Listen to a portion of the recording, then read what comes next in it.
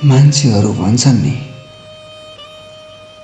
छोरा जन्मिएपछि घरमा खुसी आउँछ। हो, मेरो घरमा पनि खुसी आएको थियो। एउटा दुखी र गरिब परिवारमा बाबा आमाको बुढेसकालको सहारा बन्ने एउटा ठुलो भरोसा बोकेर म यो धरतीमा जन्मिएको थिएँ। म त्यो घरको पहिलो सन्तान हुँ।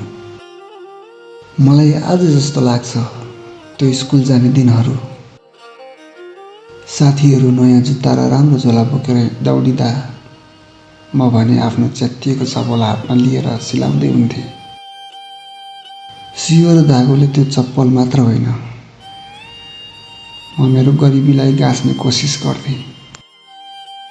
मनमा नै भन्थेँ, धैर्य गर मन, अब त केही दिनलाई ठिक भइहाल्छ नि। त्यो च्यातिएको चप्पल र मनभित्रको आश कहिले टुटेनन्। म त्यही विश्वास बोकेर हरेक दिन स्कुलको बाटो हिँड्थेँ। समय बित्दै गयो, बिस्तारै 10 पास भयो अनि 12 पनि पास भयो। 12 पास भएपछि धेरैका सपनाहरू ठुला ठुला कलेजतिर दौडिन्छन्।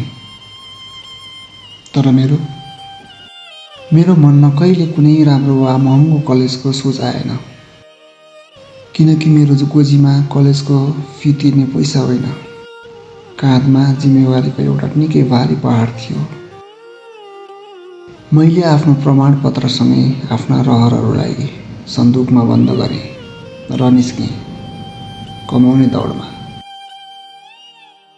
आज मेरो काँधमा ती बुढा भइसकेका आमा बाबाको बुढेसकालको सहारा जोडिएको छ।